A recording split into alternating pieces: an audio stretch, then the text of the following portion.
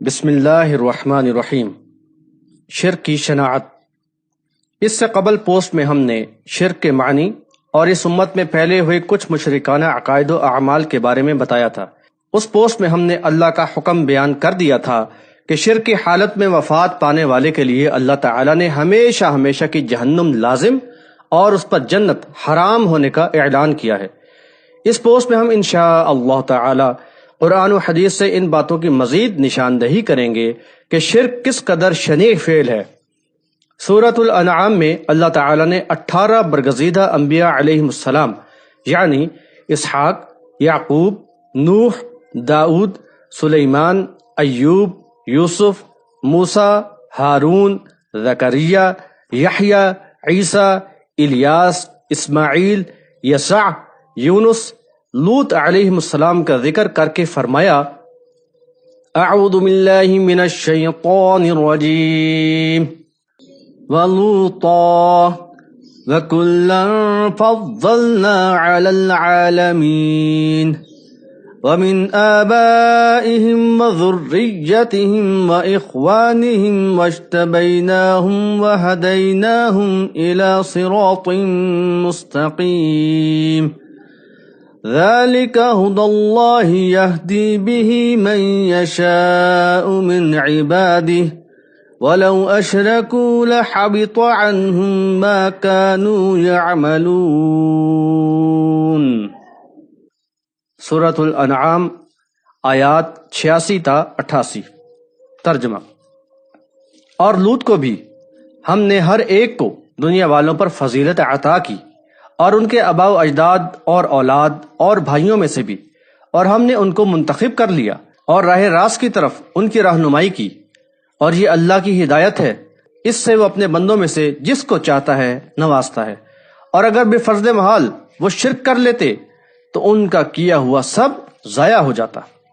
سورۃ الزمر میں مزید فرمایا: وَلَقَدْ أُوحِيَ إِلَيْكَ وَإِلَى الَّذِينَ مِن قَبْلِكَ لَئِنْ أَشْرَكْتَ لَيَحْبَطَنَّ عَمَلُكَ وَلَتَكُونَنَّ مِنَ الْخَاسِرِينَ۔ سورۃ الزمر آیت نمبر 65۔ ترجمہ۔ اور یقیناً اے نبی صلی اللہ علیہ وسلم، آپ کی طرف اور ان سب پیغمبروں کی طرف جو آپ سے پہلے ہو گزرے ہیں یہ وحی بھیجی جا چکی ہے کہ اگر تم نے شرک کیا تو تمہارے اعمال ضبط کر لیے جائیں گے اور تم یقیناً خسارہ پانے والوں میں ہو جاؤ گے۔ انبیاء علیہ السلام کبھی بھی شرک کرنے والے نہیں ہوتے، بلکہ وہ تو شرک کو ختم کرنے کے لیے آتے ہیں۔ یہاں شرک کی شناعت بیان کرنے کے لیے ان 18 انبیاء کا نام لے کر اور پھر سورۃ الزمر میں نبی صلی اللہ علیہ وسلم کو مخاطب کر کے فرمایا گیا کہ کہیں اگر ہمارے یہ نبی بھی استغفر اللہ شرک کرتے تو ان کے سارے اعمال، ان کی صلاح، ان کے تہجد گزاریاں، ان کے صوم، ان کا اللہ کی راہ میں نکلنا، یہ سب برباد ہو جاتا اور وہ اللہ کے ہاں نقصان اٹھانے والوں میں ہوتے۔ مشرک قومیں تباہ کر دی جاتی ہیں۔ سورۃ الروم آیت نمبر 42۔ قُلْ سِيرُوا فِي الْأَرْضِ فَانظُرُوا كَيْفَ كَانَ عَاقِبَةُ الَّذِينَ مِنْ قَبْلُ كَانَ أَكْثَرُهُمْ مُشْرِكِينَ۔ ترجمہ۔ کہہ دو کہ زمین پر چلو پھرو، پھر دیکھو کیا انجام ہوا اس سے پہلی قوموں کا، ان کی اکثریت مشرک بن گئی تھی۔ اس آیت میں بتایا گیا کہ جن قوموں میں لوگ کثرت سے شرک کرنے لگتے ہیں ان پر اللہ کا عذاب آ جاتا ہے۔ قرآن و حدیث میں کئی اقوام کا ذکر ہے کہ اللہ تعالیٰ نے ان کو عذاب سے ہلاک کر دیا۔ سورۃ الانعام کی آیت میں بتایا گیا کہ امن و ہدایت کن کے لیے ہے؟ الذین آمنوا ولم يلبسوا ایمانہم بظلم اولئک لہم الامن وہم مہتدون۔ سورۃ الانعام آیت نمبر 82۔ ترجمہ۔ جو لوگ ایمان لائے اور انہوں نے اپنے ایمان میں ظلم کی آزمائش نہیں کی انہی کے لیے امن ہے اور وہی ہدایت پر ہے۔ جب یہ آیت نازل ہوئی تو صحابہ کرام رضی اللہ تعالی عنہم اجمعین نے نبی صلی اللہ علیہ وسلم سے عرض کی کہ ہم میں سے کون ہے جس نے ظلم نہیں کیا؟ تو اللہ تعالیٰ نے نازل فرمایا ان الشرک لظلم عظیم۔ سورہ لقمان آیت نمبر 13۔ ترجمہ: بے شک شرک سب سے بڑا ظلم ہے۔ بحوالہ بخاری کتاب الایمان، باب ظلم دون ظلم، یعنی ایمان وہی معتبر ہے جس میں شرک کا شائبہ بھی نہ ہو، دعوی ایمان بھی ہو اور کفر و شرک بھی ہو رہا ہو تو ایسا ایمان اللہ تعالیٰ کے ہاں قابل قبول نہیں۔ سورہ یوسف میں فرمایا وَمَا يُؤْمِنُ أَكْثَرُهُمْ بِاللَّهِ إِلَّا وَهُمْ مُشْرِكُونَ۔ سورہ یوسف آیت نمبر 106۔ ترجمہ: اور ایمان نہیں لاتی لوگوں کی اکثریت اللہ پر مگر وہ شرک کرتے ہیں۔ قرآن کی اس آیت میں اللہ تعالیٰ نے واضح کیا کہ اللہ پر ایمان لانے کے باوجود لوگوں کی اکثریت شرک میں ملوث ہوتی ہے، یعنی دعویٰ کہ ہمارا توکل اللہ تعالیٰ پر ہے، لیکن بیماری دور کرنے، روزگار میں اضافے کے لیے تعویذ لٹکاتے ہیں، حفاظت کے لیے امام ضامن باندھتے ہیں۔ تو بتائیں یہ کیسا ایمان ہے؟ جب توکل اللہ سے ہٹ گیا اور دوسری چیز پر ہو گیا تو یقیناً یہ شرک ہو گیا۔ تو ایسی اقوام پر جن میں شرک سما جاتا ہے اللہ تعالی عذاب بھیجا کرتا ہے۔ مشرک کے لیے دعائے مغفرت کرنا بھی منع ہے۔ سورہ توبہ میں اللہ تعالیٰ فرماتا ہے ما كان للنبي والذين آمنوا أن يستغفروا للمشركين ولو كانوا أولي قربى من بعد ما تبين لهم أنهم أصحاب الجحيم۔ سورہ توبہ آیت نمبر 113۔ ترجمہ: نبی صلی اللہ علیہ وسلم اور ایمان والوں کے لیے یہ مناسب نہیں کہ وہ مشرکوں کے لیے مغفرت کی دعا کریں، خواہ وہ ان کے قریبی رشتہ دار ہی کیوں نہ ہوں، جبکہ ان پر یہ بات واضح ہو چکی ہے کہ وہ جہنمی ہیں۔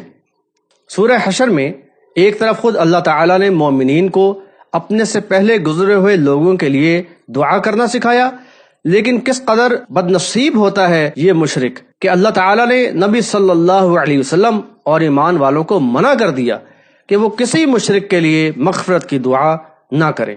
صلاۃ المیت میں بھی دعائے مغفرت ہی ہوتی ہے، لہذا جان لے کہ ایسا شخص جو شرک پر مرے اس کی نہ ہی صلاۃ المیت ادا کریں اور نہ ہی کسی اور وقت اس کے لیے مغفرت کی دعا کریں۔ مشرکین سے نکاح بھی منع ہے۔ سورہ بقرہ میں اللہ تعالیٰ نے حکم فرمایا وَلَا تَنكِحُوا الْمُشْرِكَاتِ حَتَّى يُؤْمِنَّ وَلَأَمَةٌ مُؤْمِنَةٌ خَيْرٌ مِّن مُّشْرِكَةٍ وَلَوْ أَعْجَبَتْكُمْ وَلَا تُنكِحُوا الْمُشْرِكِينَ حَتَّى يُؤْمِنُوا وَلَعَبْدٌ مُؤْمِنٌ خَيْرٌ مِّن مُّشْرِكٍ وَلَوْ أَعْجَبَكُمْ أُولَئِكَ يَدْعُونَ إِلَى النَّارِ وَاللَّهُ يَدْعُو إِلَى الْجَنَّةِ وَالْمَغْفِرَةِ بِإِذْنِهِ وَيُبَيِّنُ آيَاتِهِ لِلنَّاسِ لَعَلَّهُمْ يَتَذَكَّرُونَ۔